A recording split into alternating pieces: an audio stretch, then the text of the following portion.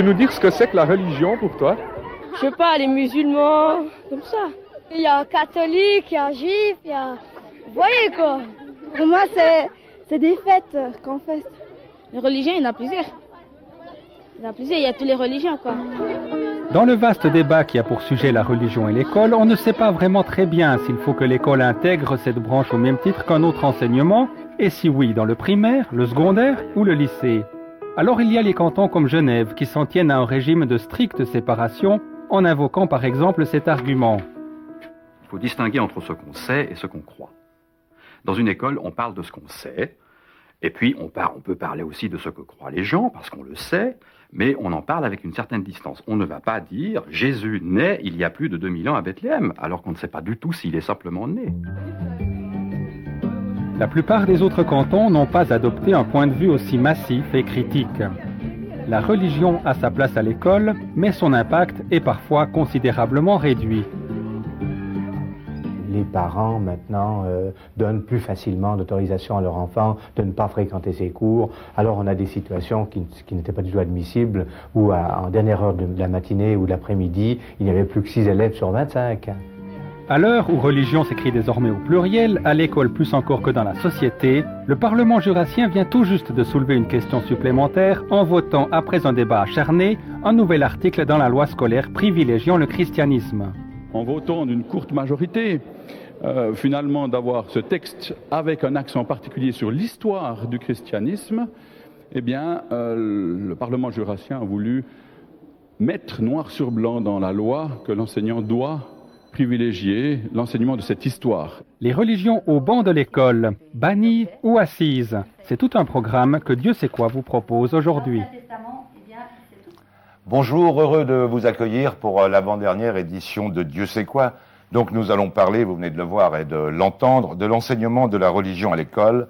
La religion au banc, B-A-N et B-A-N-C, de l'école, doit être assise ou bannie. Voilà la question. Sinon, quel type d'enseignement, qui doit le faire, comment le faire, doit-on le placer dans la grille scolaire? Et puis quelle part accorder aux religions en marge du christianisme? Alors, autant de questions que nous allons débattre avec des invités qui, comme à l'habitude, sont de qualité. Tout d'abord, Marc-Raphaël Guège, vous êtes grand rabbin à Genève, vous êtes président de Racines et Sources. François-Xavier Amert, vous êtes professeur de pastoral et de pédagogie religieuse à la faculté de théologie de Fribourg. Vous êtes également un grand connaisseur de la question, tout comme Yves Scheller, qu'on vient de voir dans ce petit reportage. Vous êtes président de l'association suisse pour la laïcité. Vous êtes enseignant, mais bien évidemment, le débat, comme vous le pressentez, va pas être centré sur la laïcité. Et puis, Shafik Kejabji, vous êtes professeur de théologie à la faculté de Genève. Et pour terminer cette présentation, Ahmed Benani, anthropologue, historien des religions et enseignant. C'est à vous d'ailleurs que l'on doit un peu le thème de cette émission, parce que lors d'un précédent Dieu sait quoi, quand nous allons à la fin de l'émission nous retrouver autour d'un verre, d'une collation, je lui dis, mais écoutez, pourquoi ne faites-vous pas une émission sur l'enseignement de la religion? D'ailleurs, vous-même, en tant que professeur, vous induisez auprès de vos élèves des travaux. Alors, comment est né ce genre de travail de maturité, par exemple, sur l'athéisme? Je crois qu'il est né d'une volonté politique auprès des autorités vaudoises qui, il y a une dizaine d'années, ont insisté sur la nécessité d'introduire l'enseignement du fait religieux à l'école secondaire. Peut-être, à partir d'une constatation sur laquelle nous reviendrons vraisemblablement tout à l'heure, à partir donc de la globalisation, de ce qu'on a appelé aussi la sécularisation, ou que je préfère nommer la secondarisation du religieux, on est rentré dans une forme d'inculture et d'ignorance.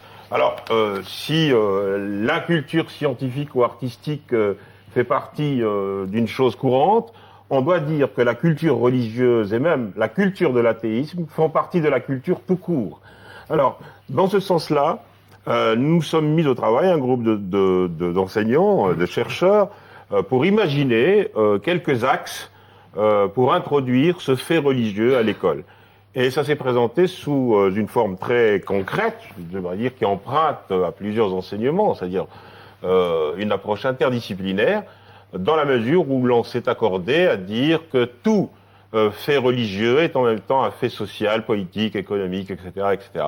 Donc on ne peut pas rentrer dans l'intelligence du monde, on ne peut pas se situer par rapport aux événements qui concernent notre monde en faisant abstraction du fait religieux et en faisant abstraction de ce qui constitue le socle de plusieurs sociétés, voire de toutes les civilisations. Je ne connais pas de société qui ait vécu sans le sacré ou sans le religieux. Alors justement, François-Xavier Amert, est-ce qu'il faut dire cours de religion ou cours de fait religieux, là, pour qu'on soit bien d'accord, pour pas qu'on revienne? Alors, l'expression enseignement scolaire des religions ou enseignement scolaire du fait religieux sont quasiment, ces deux expressions sont quasiment synonymes. Je crois que ce qui est très très important dès le début de ce débat, c'est de, en reprenant peut-être les deux mots que vous avez employés, c'est de bien distinguer le savoir et le croire. Je pense profondément, et c'est d'ailleurs l'option de tous les cantons romans, à part Genève et en partie Neuchâtel, qu'il faut séparer ce qui est de l'ordre du savoir, ce qui est nécessaire pour comprendre notre monde, pour comprendre notre histoire, notre culture, notre patrimoine, tout l'héritage, toutes nos mentalités, tout ce qui fait ce que nous sommes. Il faut le distinguer, ce savoir, du croire. Le savoir doit, à mon avis, trouver place à l'école, alors que le croire, c'est-à-dire l'adhésion à telle et telle communauté religieuse, chrétienne ou d'une autre religion, est de l'ordre de la famille et de ces communautés religieuses. Et je pense que si la distinction est très claire entre le savoir qui se fait à l'école et le croire, l'adhésion qui se fait en famille, en communauté religieuse, ça clarifie déjà notablement le débat.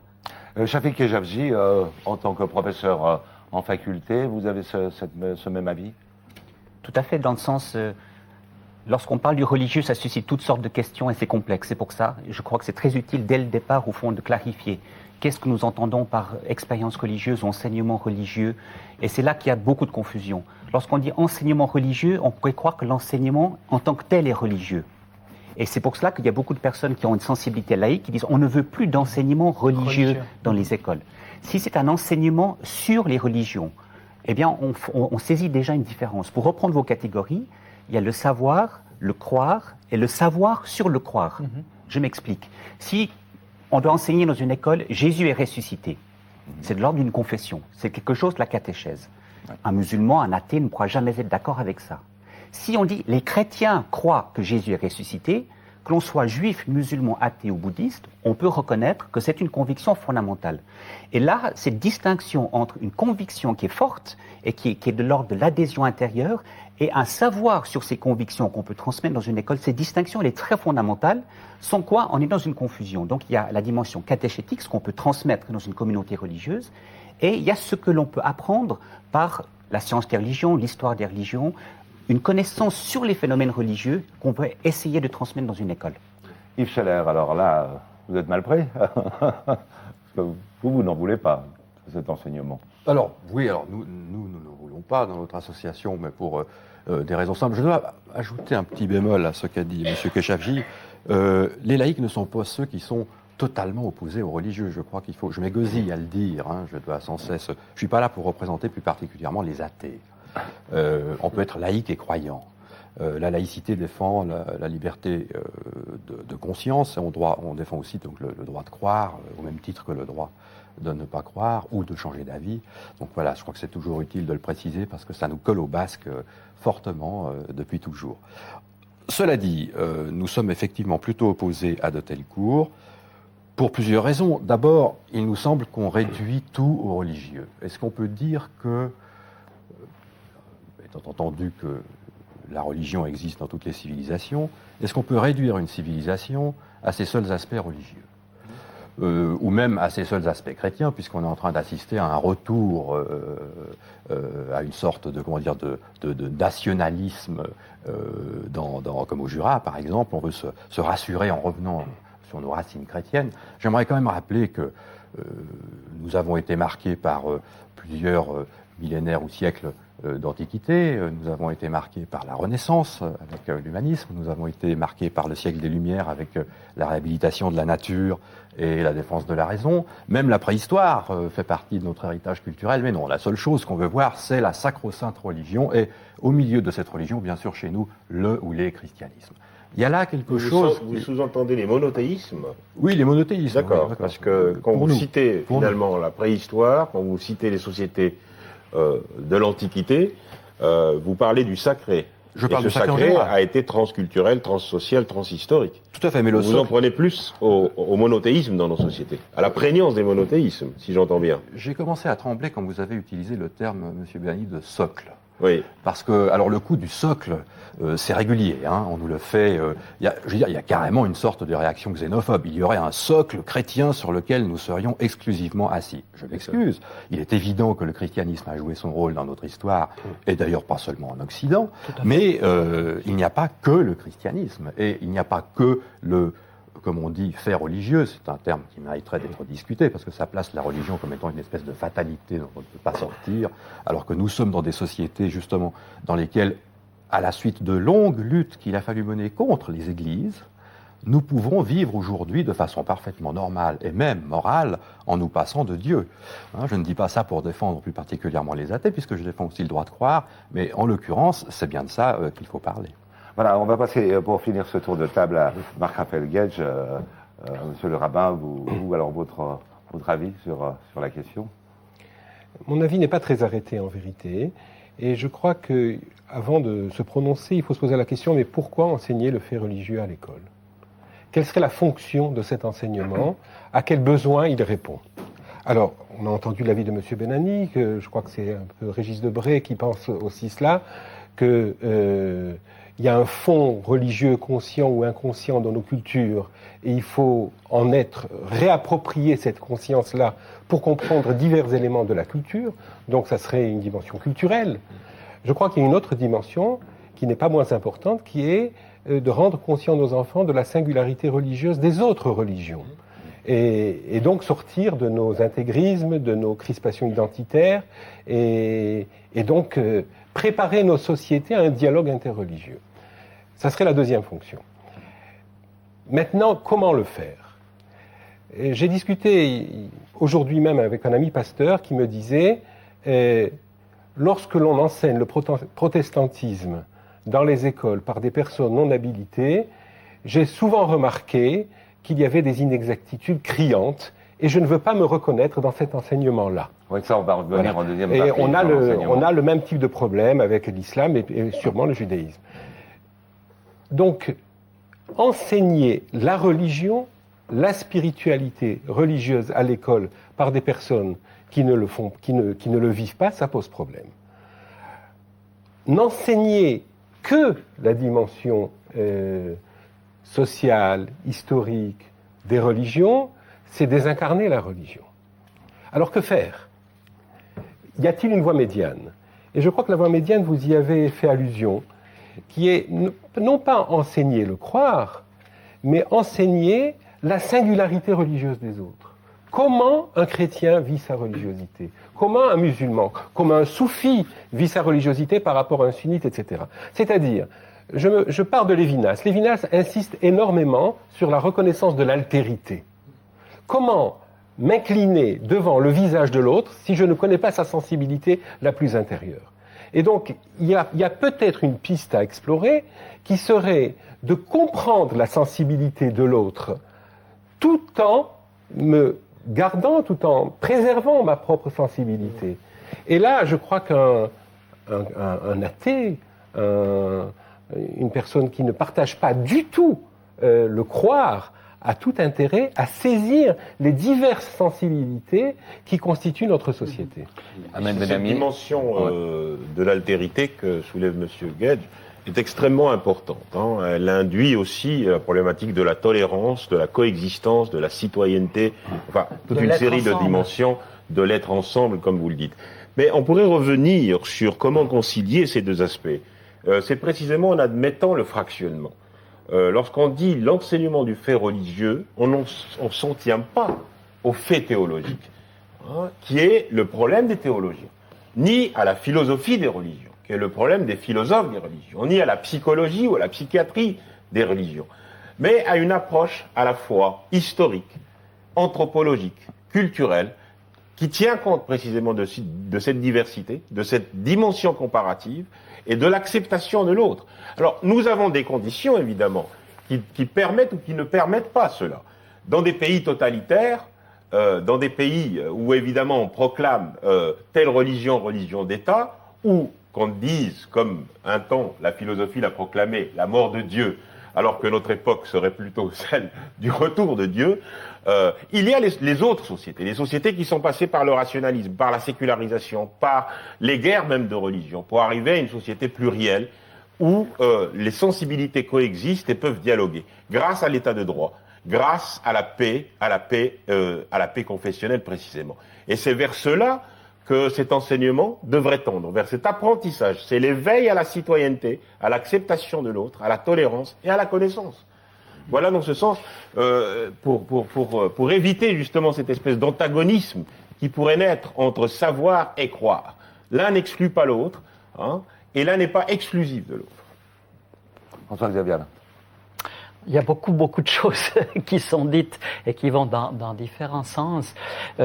J'ai l'impression que ce dont vous rêvez, ce vers quoi vous tendez, c'est ce qu'essaye de faire l'enseignement biblique et interreligieux roman. Les programmes d'Ambiro qui sont proposés dans la plupart des classes de Suisse romande vont dans ce sens-là. C'est-à-dire d'asseoir cette identité, j'emploierai pas le mot socle, hein, mais cette identité de la civilisation dans laquelle nous nous trouvons, à savoir qui a été marquée profondément par la culture judéo-chrétienne, et donc une connaissance biblique très solide et très profonde, et ensuite un ensemble de modules qui sont d'ailleurs chaque fois soumis à des responsables des autres communautés religieuses pour vérifier s'ils peuvent s'y reconnaître, de manière à s'ouvrir dans la perspective de l'altérité à l'autre. Donc une identité de chaque enfant, notamment les chrétiens, mais aussi les autres, et ensuite une ouverture à l'altérité. Et je pense que Ambiro essaye de concilier ces deux aspects. Vous êtes pas séduit, justement, Yves Scheller, par ce genre de proposition, d'enseignement? Non, je trouve ce discours extrêmement sournois, pardonnez-moi. Mais on veut là encore réduire l'altérité aux religieux. La plupart de ceux qui sont nouveaux venus dans d'autres pays ne sont pas systématiquement des gens qui sont hantés par la quête de sens, comme on le dit, n'est-ce pas, ou qui ont des problèmes religieux. Je peux vous assurer qu'un requérant d'asile ou un immigré de fraîche date ont d'autres soucis que celui de la religion. Je suis désolé, mais existentiel. Oui, non, c'est des problèmes tout à fait sociaux et pratiques. Existentiel. Ça existe mais aussi la religion, en dehors de la religion. C'est l'existence. Ah, je m'excuse, non, l'existence, c'est beaucoup d'autres choses. Il faut surtout pas opposer religion et existence. Les problèmes, toute l'histoire montre que les hommes et les femmes ont, à toutes les époques, dans n'importe quelle civilisation, une quête de sens. La quête de sens, c'est quelque chose de tout à fait fondamental. Et je pense que ça, c'est un des objectifs de cet enseignement scolaire des religions, c'est de voir comment, à travers les différentes étapes, les différentes religions, cette quête de sens a trouvé des différentes concrétisations. Y compris dans l'athéisme, d'ailleurs. Y compris dans l'athéisme, oui, y compris dans la critique de la... Tout à fait. Y compris dans les longs combats qu'il a fallu faire pour se libérer de la quête de sens des églises. Bien. On veut absolument, là encore, substantialiser la religion. Je ne nie pas que ça ait de l'importance, mais il n'y a pas que la religion au milieu de nos existences. Et je le répète, on peut très bien vivre, c'est Gauchet qui l'a dit en étudiant, d'ailleurs Marcel Gauchet, en considérant les religions chrétiennes comme étant des religions de la sortie de la religion. Nous sommes dans des sociétés dans lesquelles on peut vivre, mais il a fallu se battre pour ça. Ce n'est pas interdit de croire, bien entendu, parce que ça fait partie des libertés fondamentales, mais nous sommes dans des sociétés dans lesquelles on peut vivre sans se soucier de l'existence ou de l'inexistence de Dieu. Peut-être faut-il le rappeler, à côté du... L'argument de Gauchet, excusez-moi, ne tient que dans les sociétés occidentales. Il n'a pas valeur, il n'a pas portée universelle. D'accord. Et dans ce sens-là, je préférerais la démarche... Il parlait des religions chrétiennes. Mais absolument. Mais Gauchet, quand il parle de la sortie des religions, c'est parce qu'on est passé par, justement, cette phase de la transition démocratique, où on a satisfait un certain nombre de besoins, qu'on décrète que le religieux n'est plus nécessaire pour précisément servir de norme à nos conduites sociales, économiques et Je vous signale quand même que quantité de gens qui vivent dans des pays de tradition musulmane sont athées ou communistes. Hein, donc ça existe, même s'il n'y a pas eu de transition démocratique. Bon, Yves Scheller, on va passer quand même la parole justement Chafik Keshavzi, vous voulez intervenir là. Un petit peu dans le sens que M. Scheller, sans être d'accord avec lui. Je pense qu'il y a une certaine crainte quand même de la part de certaines personnes qui sont dans un courant laïque, de dire au fond, est-ce que les églises et les communautés religieuses, sentant qu'elles sont en perte de vitesse, ne veulent pas réinvestir l'école pour au fond retransmettre leur message? Et là, il y a une crainte qui est tout à fait légitime, en disant si c'est ça, eh bien non, je pense qu'il faut parler franchement. Et là, je crois qu'il y a une critique qui est saine. Il y a ce qu'on fait dans une communauté religieuse, et il y a ce qu'on fait dans une école, et il y a une visée qui est différente. Donc, je crois que quand vous dites, monsieur, c'est que, attention, il n'y a pas que le religieux, le socle n'est pas uniquement religieux, il y a l'humanisme, il y a l'athéisme. Personne, je pense qu'autour de cette table ne le nie. Les racines en Occident sont judéo-chrétiennes, elles sont gréco-romaines, il y a des sources humanistes, rationalistes, critiques, il y a une pluralité islamo-arabe aussi, il y a toute une série de racines qui sont là. Je crois que la seule question qui est fondamentale, c'est d'abord le contenu. Parler du religieux, ça ne veut pas dire qu'on va exclure l'athéisme ou l'humanisme. Dans le canton de Neuchâtel, on parle des cultures religieuses et humanistes. Et je pense que dans le contenu, on doit pouvoir faire de la place aussi à cet apprentissage de la liberté pour laquelle vous vous battez, et à juste titre, et je tiens aussi, je n'aimerais pas qu'il y ait un retour du religieux dans les écoles et qu'il y ait un enseignement qui serait un enseignement qui va enlever cette liberté et cette recherche de type scientifique, cette recherche d'un vrai pluralisme. Donc je pense que c'est fondamental, et vous avez raison, et avec vous, je peux faire un bout de chemin, dire attention, on ne doit pas réinvestir en réintroduisant de façon subreptice le religieux.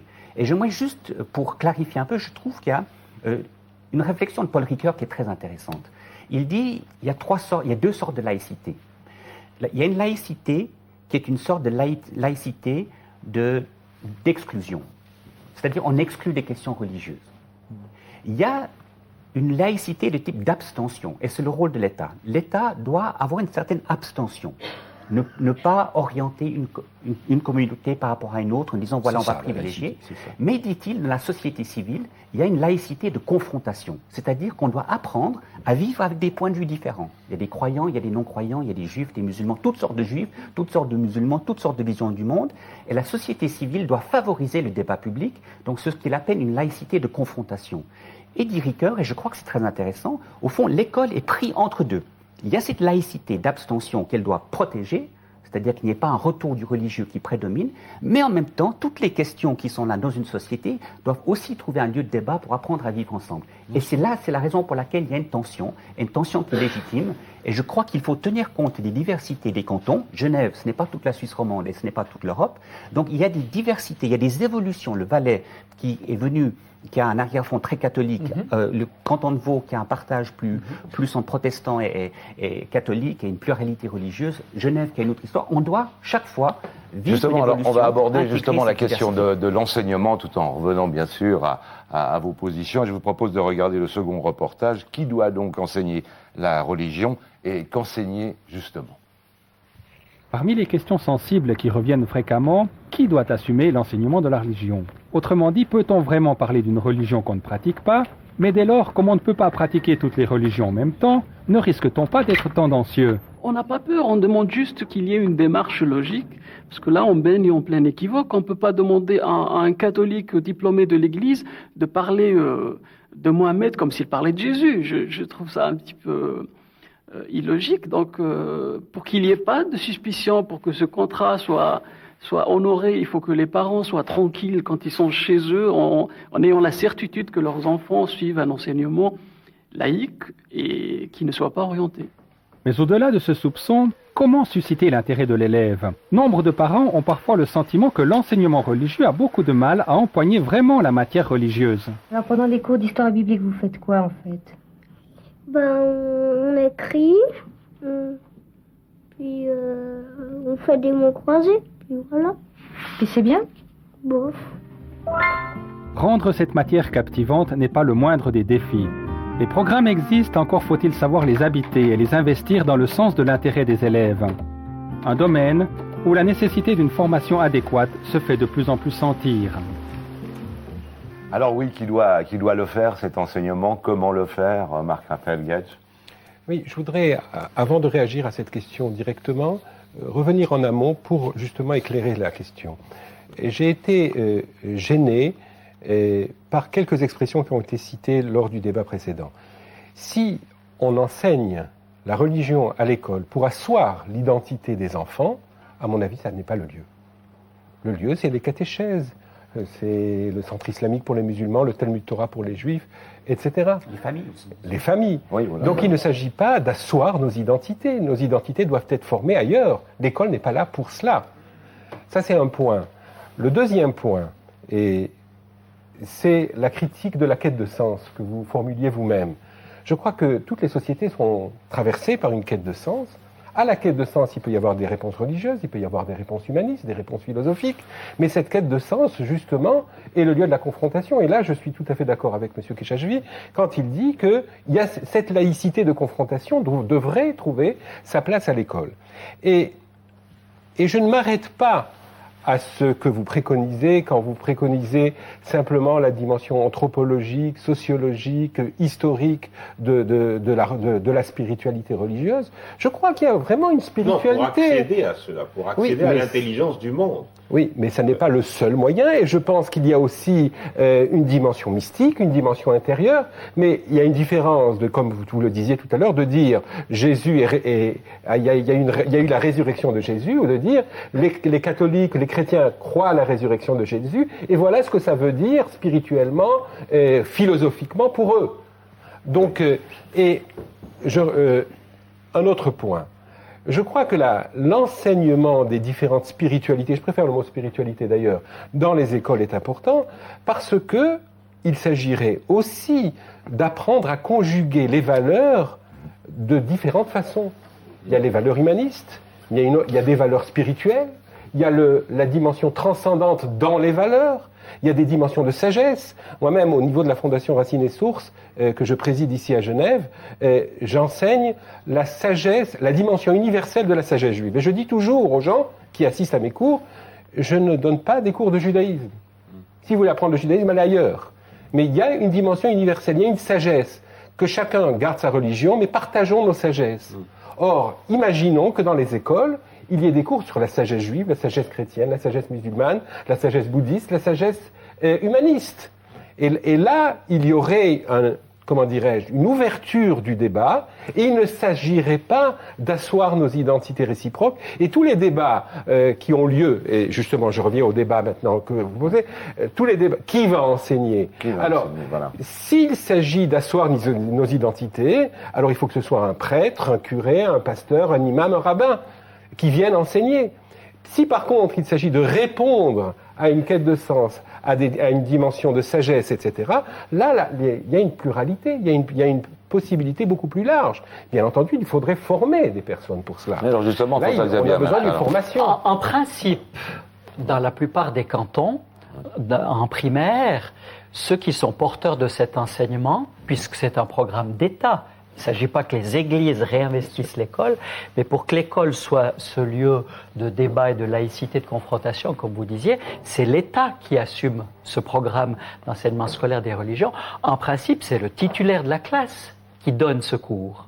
Il peut être catholique, il peut être protestant, il peut être d'une autre confession ou d'une autre religion. S'il est athée, s'il n'a pas goûté à la religion. Alors, s'il est athée, il a la possibilité de se faire remplacer, comme pour d'autres branches, par un collègue. Et puis, il y a dans certains cantons la possibilité... Je suis en désaccord avec ça. Alors là, on est en rupture totale. C'est ce qui se passe. Et avec, c'est ce qui se avec passe. vous et en partie avec M. Guerre. C'est un état de fait. Donc, les programmes sont portés par l'État, et c'est l'État qui a la responsabilité de ces programmes et qui assure justement ce cadre de neutralité, et c'est le titulaire de la classe qui est responsable de cet enseignement. Et s'il y a des intervenants ecclésiaux, par exemple en Valais, il y a la possibilité que des intervenants ecclésiaux des deux églises reconnues de droit public que sont l'Église réformée et l'Église catholique, qui interviennent dans les classes, comme disait l'imam de Sion, eh bien, ils doivent jouer le jeu de cette neutralité de présentation. Ils doivent se conformer au programme de l'État. Ils doivent éviter absolument toute démarche de prosélytisme. Et là, le programme garantit cette neutralité et garantit la possibilité, c'est ça que je voulais dire, que chacun assoit son identité de manière à pouvoir dialoguer avec les autres. C'est ça que je voulais dire. C'est articuler l'identité et le respect de l'altérité. J'aurais aimé que l'idée d'identité disparaisse de ce type de discours. On revient sur la complexité des cantons. C'est vrai que l'exemple que nous avons vu tout à l'heure, où c'est un musulman qui dit « je ne veux pas que ce soit un catholique qui parle de l'islam », eh bien, c'est pas par hasard que ça apparaisse dans un canton catholique fort où il y a encore une histoire très très forte où le catéchisme était donné à l'école. C'est une transition qui est en train de se faire. Et à l'époque, pas très lointaine encore, effectivement, si un enseignant se dit « moi je me sens pas à l'aise », il pouvait demander le fait ne pas être obligé d'enseigner. Nous parlons d'autre chose. Nous ne parlons pas d'un catéchisme à l'école. Si c'est une connaissance culturelle du religieux et des humanismes, et qu'il y a à la limite des examens là-dessus, qu'on soit bouddhiste, athée, etc., on peut essayer de comprendre ce que Marx a dit, ce que Mohammed a dit, ce qu'il a écrit, ou disons, ce qu'on a retenu de lui. Il y a de l'ordre du savoir. Et là, je poursuivrai un peu votre réflexion. Ce qui va être fait à l'école sera forcément incomplet. Comme d'ailleurs ce qui se fait dans une communauté religieuse est probablement forcément incomplète parce qu'il n'y aura pas forcément, selon la communauté, un regard pluriel. Donc il faut accepter l'incomplétude du lieu. On ne doit pas s'attendre à ce que dans une école, il y ait toute la profondeur de la spiritualité qui soit transmise parce que l'enseignant qui sera là, il sera peut-être athée, il sera peut-être juif, et il devra avoir cette ascèse, ce retrait pour dire voilà ce que des gens pensent aujourd'hui, voilà quelle a été l'histoire, voilà quelques rites, voilà quelques fêtes, voilà quelques textes, et comment ça a marqué positivement et négativement l'histoire, et comment nous devons apprendre à vivre ensemble. Donc pour moi, la question, pour revenir à votre question, ça doit être très clair. Ce ne sont pas des prêtres, des pasteurs, des imams, des rabbins qui viennent enseigner, ce sont des gens formés par l'État, qui ont appris par la discipline, la science des religions, l'histoire des religions, qui ont appris à avoir ce rapport au texte et aux religieux qui leur permet de prendre distance et de présenter. Alors, ça va assurer une certaine neutralité, mais ça va assurer aussi, et les communautés religieuses doivent être conscientes, c'est une certaine distance et ça ne sera pas complet. Et c'est aux autres lieux, les églises, les communautés religieuses, les familles, de compléter. Ahmed Benani. Au moment même où nous élaborions ce programme dont il a été question pour l'enseignement de l'histoire et des sciences des religions dans le secondaire 2, c'est-à-dire dans les classes de baccalauréat, il y a eu un clash entre les laïcs que nous étions et les hommes d'église. Pourquoi ? Parce que les hommes d'église avaient le sentiment, probablement justifié à leurs yeux, qu'on les dépossédait de leur objet et qu'on confiait cet enseignement du fait religieux à des non-religieux, voire à des athées. Alors le débat a duré très très longtemps, jusqu'au moment où, pour rejoindre justement votre argumentation, on a fait la séparation très nette entre ce qui est de l'enseignement théologique, l'histoire des religions, l'histoire des différentes confessions, qui reviennent aux communautés organisées, aux églises, aux mosquées, aux synagogues, aux familles, et le rôle qui reviendrait à l'école publique qui tient compte du fait religieux, qui dit que le fait religieux n'est peut-être pas tout, mais il est partout. Comment le gérer ? Alors, précisément, à partir de là, de multiples craintes sont nées, c'est-à-dire l'instrumentalisation du religieux. Et l'instrumentalisation va dans les deux sens. Lorsque l'imam ou le porte-parole de la mosquée de Sion dit qu'il ne souhaite pas confier l'enseignement de l'islam à un chrétien, un catholique ou un juif, je ne vois pas la raison, je ne vois rien là de scientifique, ou même théologique qui interdit cela. C'est créer une position dogmatique, orthodoxe, de l'ordre de l'impensé, qui s'interdit précisément d'entrer dans le champ spirituel de l'autre, et donc on reste on se recroqueville, on fait ses replis identitaires, on sombre dans ces communautarismes sanglants, et on renoue avec les guerres de religion. C'est précisément ce qui se passe dans les pays où l'intolérance est érigée, où le dogme est l'intolérance est érigée en dogme. Dans le fond, l'unicité d'une religion, la parole unique d'un seul Dieu, et précisément les espaces acquis à la loi de telle ou telle religion, à la loi coranique ou à la loi biblique, etc., etc. Vous voyez, en dehors de l'espace européen, pour revenir à ce que nous disions tout à l'heure, il n'y a pas tellement d'espace de liberté dans le monde, à part précisément l'espace occidental, où ce genre d'expérience est aujourd'hui possible. Et oui, qu'il faut encourager. Je voudrais réagir et compléter. Et il y a un tout petit, peut-être, un tout petit équivoque entre nous.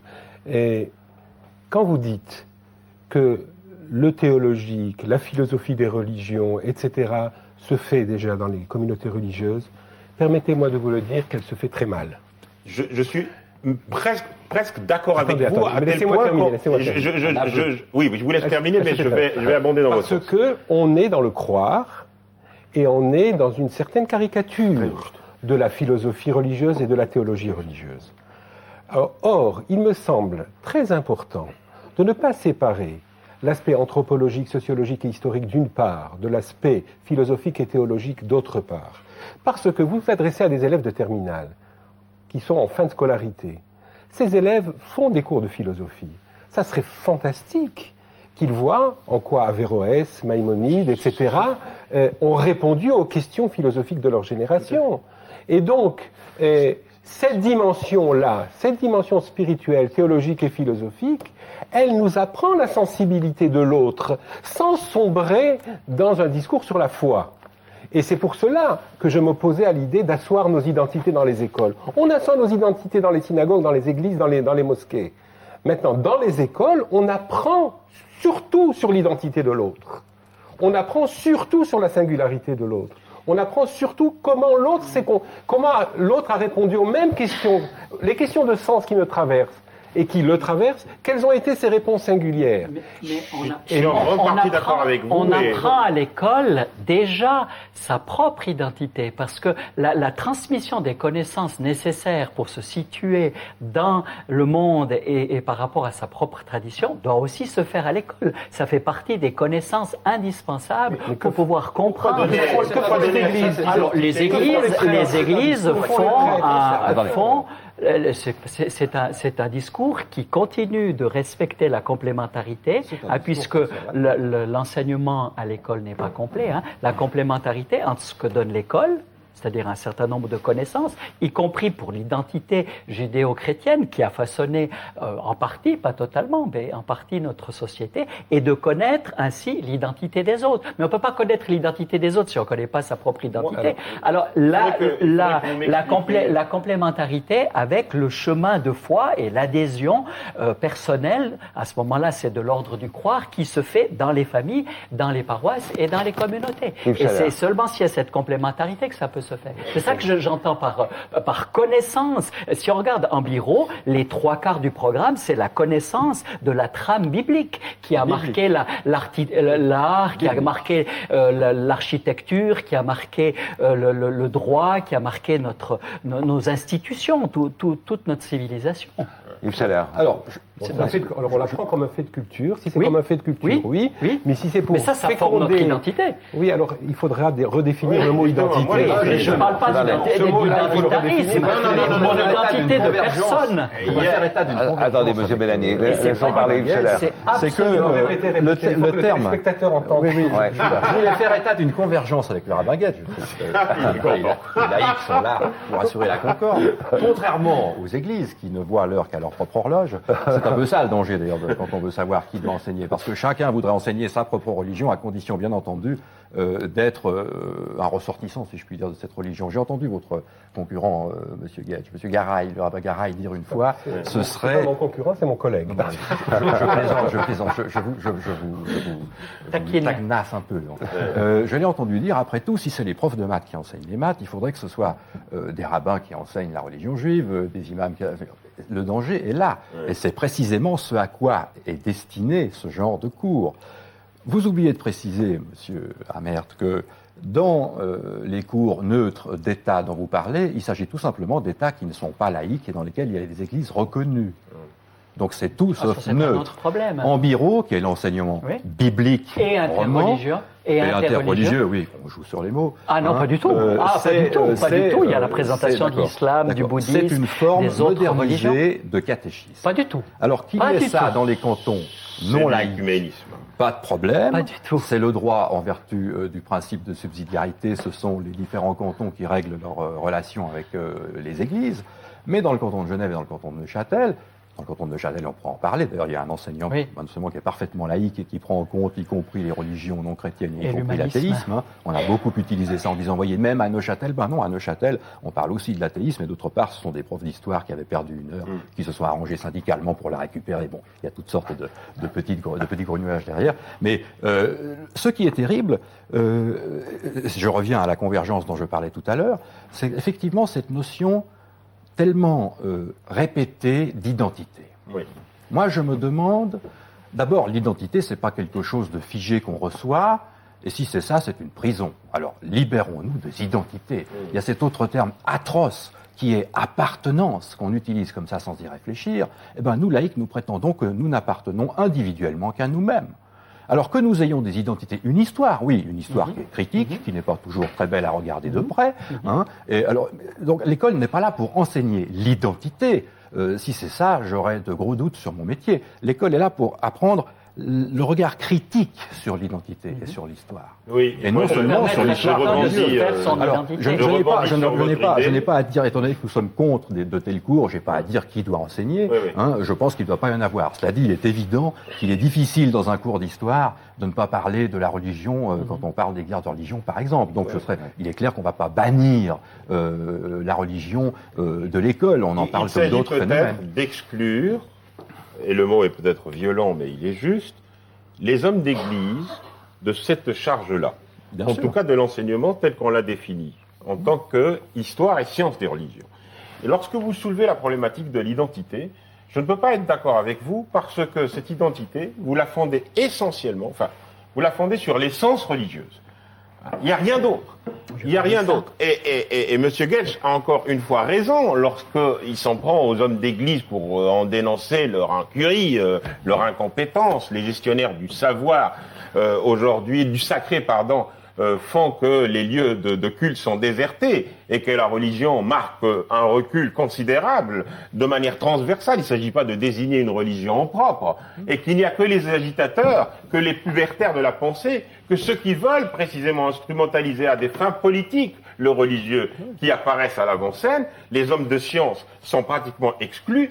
Eh bien, précisément, le rôle de cet enseignement que nous préconisons et de susciter ce type de vocation. Et j'aimerais quand même retourner à la problématique de l'enseignement supérieur et dire que je suis étonné que dans un canton laïque comme celui de Genève, la faculté de théologie s'appelle encore faculté de théologie protestante. C'est une tolérance. Ah, d'accord, mais enfin, on devrait quand même réfléchir à cela et dire que dans une faculté de théologie, on devrait pouvoir accès à l'ensemble des traditions religieuses. Et former aussi bien des imams que des pasteurs, des curés et des rabbins. Voilà. Adieu. Mais justement, alors. Oui, oui, non, évidemment. Là, on dévie un peu, mais. C'est prêt à partir, là. Alors, on va peut-être aborder la troisième et dernière partie de ce débat, c'est quelles sont les propositions, justement, des églises pour l'enseignement. Bâtit un autel de pierre. On place le bois dessus, on place le jeune taureau, il le sacrifie et il invoque le Dieu d'Israël. Et la foudre descend, tombe en plein sur le taureau, le réduit en miettes, ainsi que le bois et même les pierres. De tout pierres. temps, les églises ont proposé et proposent encore un cursus d'éveil à la foi et d'initiation religieuse qui, selon les confessions, est lié à la première communion ou à la confirmation. Et il se dit, ça y est, maintenant, Akab va croire, va... Ce parcours ne touche plus aujourd'hui la totalité des enfants, même si le rite de passage qui lui est associé reste pour un grand nombre de familles un rituel qui fait partie des traditions. C'est ce qu'il fait. Il dit, débarrassons-nous de tous ces prophètes de Baal. Et il les massacre tous, il les tue tous. Parce qu'on doit découper les personnages. Mais après la première communion ou après la confirmation, combien d'enfants ou d'adolescents gardent-ils le contact? Approfondissent-ils la démarche? Comme ça, Abraham, il est debout. Et voilà. Justement, Les églises ont mis en place, parfois avec un certain succès, des lieux où les jeunes peuvent continuer de vivre leur quête spirituelle et existentielle, comme ici à Genève, à travers la GEG. Dans ces moments, tu te souviendras que ton vieux père disait, elles sont toutes belles, belles, belles comme le jour. Belle, belle, belle comme l'amour. D'avoir découvert la foi, ça m'apporte de pouvoir partager ma foi avec des autres jeunes. Ça m'apporte, quand je vais pas bien, je peux me raccrocher à quelque chose parce que ça j'ai vraiment besoin vu que très souvent je vais pas bien en fait à cause de différentes choses. Mais là au moins je peux me raccrocher à quelque chose. me dire il y a quelqu'un qui veille sur moi et je peux lui dire tout ce qui va pas et il va me consoler. Après tout, les jeunes sont peut-être beaucoup plus intéressés qu'on ne le pense en général. Je crois que nous pouvons jouer un rôle important comme Église, avoir à la fois une exigence intellectuelle et permettre à la personne de se développer dans tout ce qu'elle est, dans tout son être. Du côté des autres religions, l'enseignement religieux fait partie intégrante du développement de la personne. Dispensés essentiellement dans le contexte familial pour le judaïsme, les cours de religion ont un essor plus important du côté musulman, directement associé aux activités de la mosquée. Des cours qui sont largement suivis car pour beaucoup de parents, ils revêtent une dimension identitaire qu'on ne veut pas perdre en s'établissant en Suisse. Alors on a envie presque de dire, que faites-vous, gens d'église, pour convaincre les jeunes à venir à ces cours? On a envie. Est-ce que vous êtes assez attractif? Alors, j'aimerais juste rebondir sur ce sujet pour montrer que l'enseignement scolaire des religions n'est pas une catéchèse déguisée. La preuve, c'est que justement, il y a toutes ces offres qui sont faites par les communautés religieuses, protestantes, catholiques et les autres religions, qui sont complémentaires de ce qui se fait à l'école.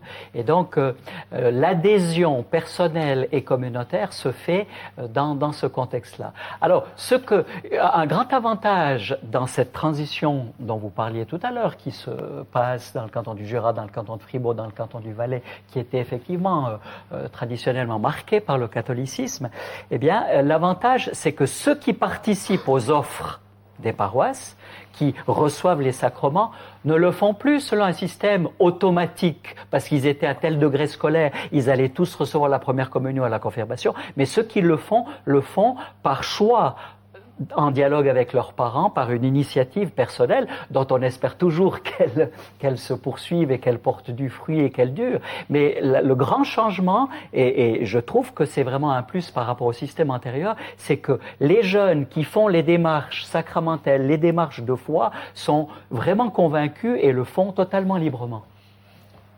Dans votre église. Alors je voudrais réagir à ce qui vient d'être dit dans le reportage.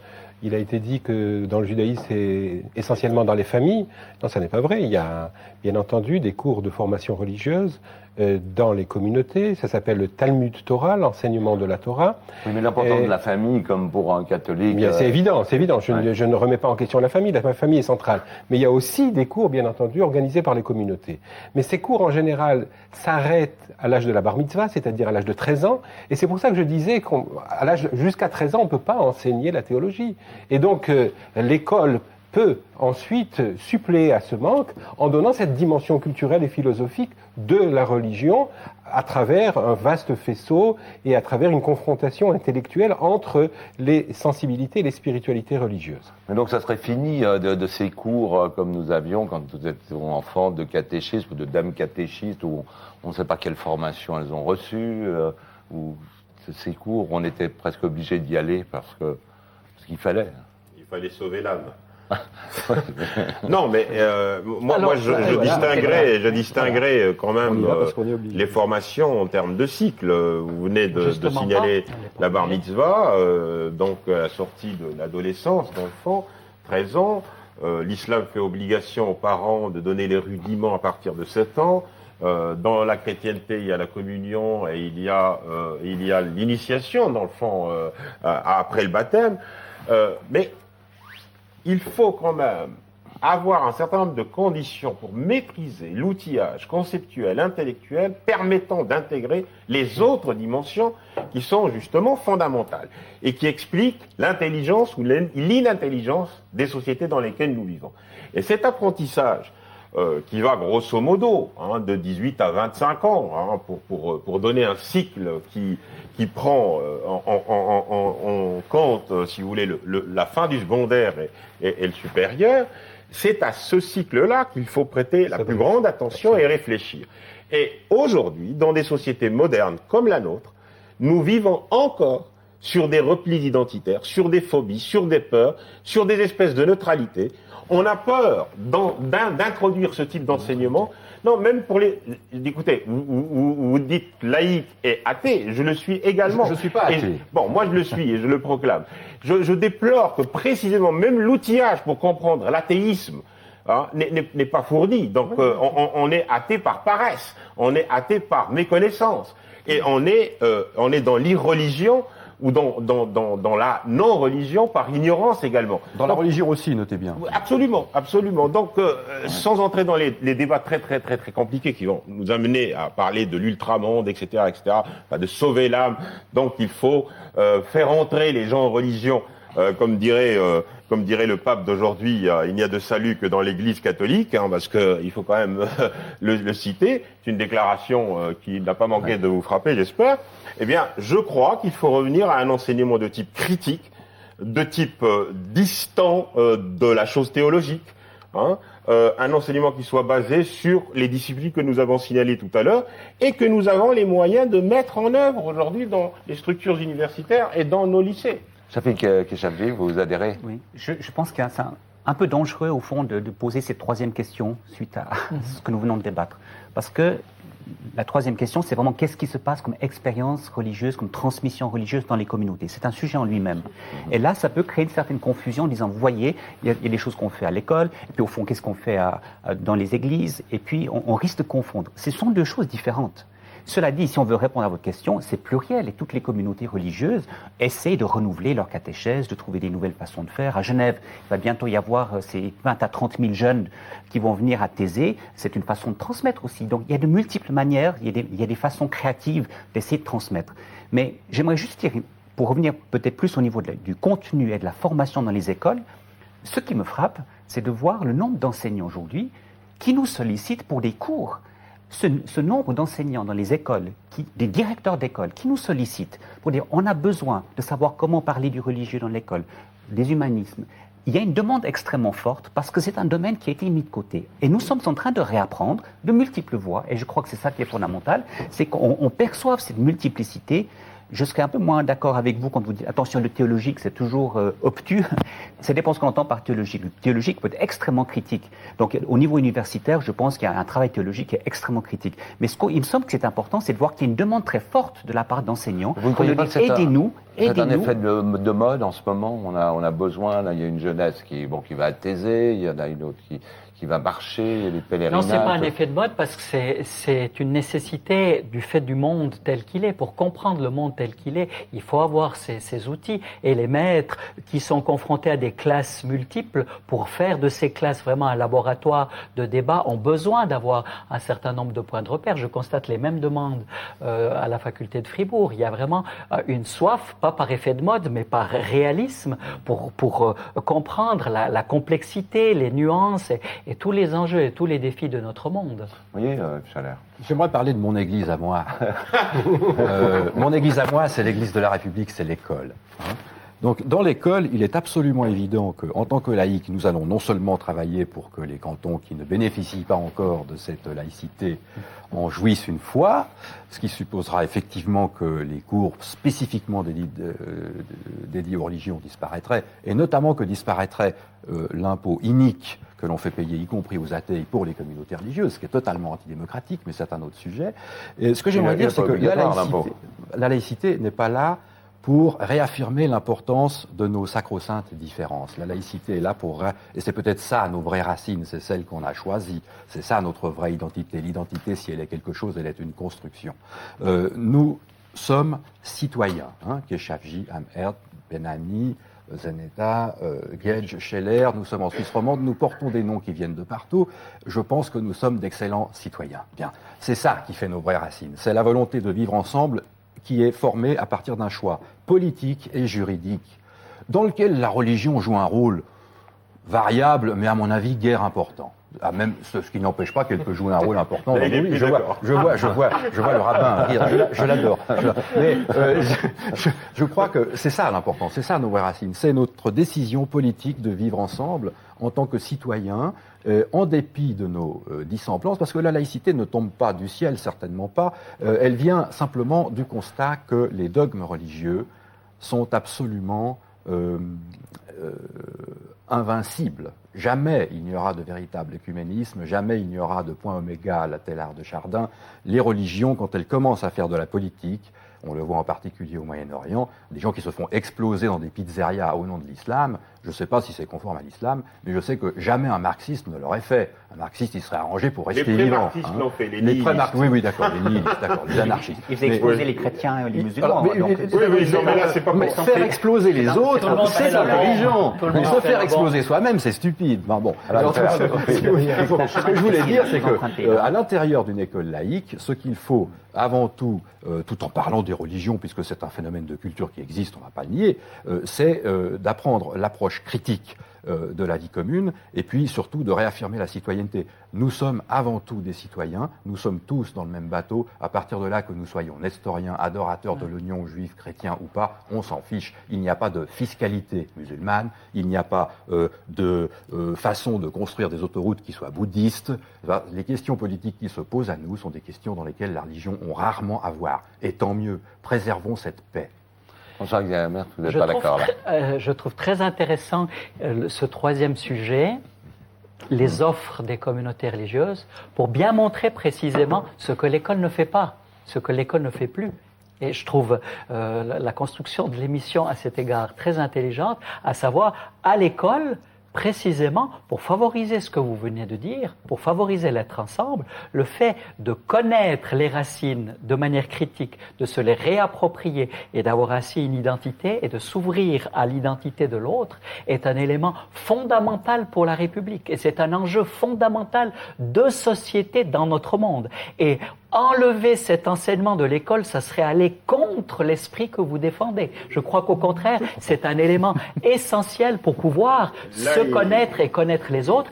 Et ensuite, ce que font les communautés religieuses, eh bien, c'est de permettre à chacun, avec des pédagogies renouvelées, on essaye, les dames catéchistes sont de mieux en mieux formées et les pédagogies sont de plus en plus créatives, eh bien, les communautés religieuses amènent les gens à une adhésion personnelle.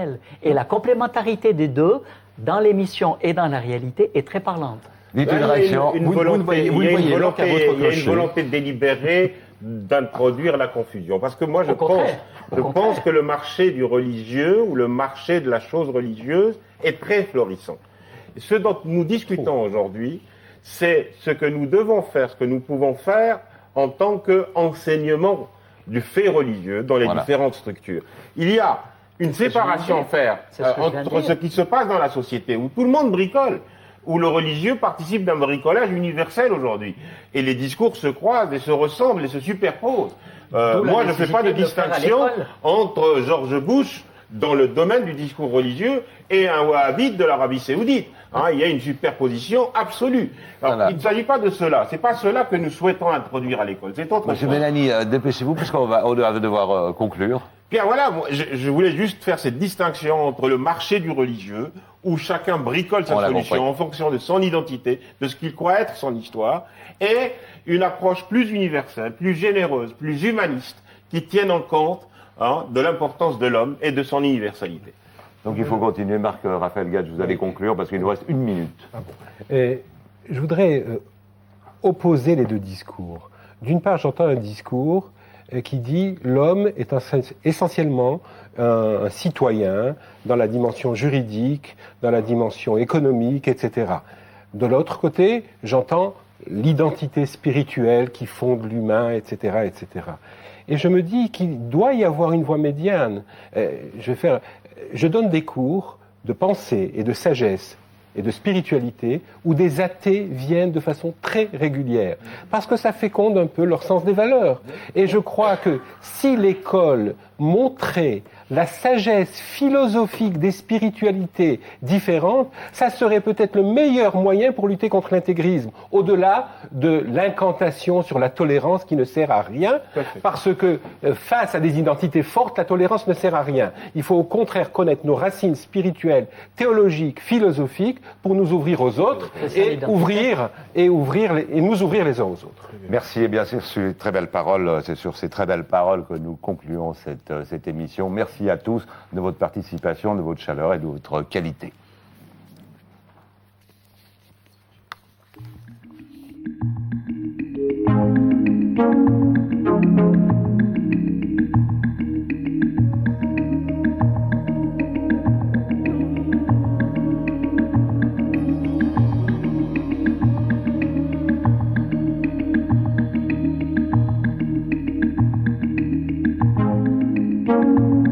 you.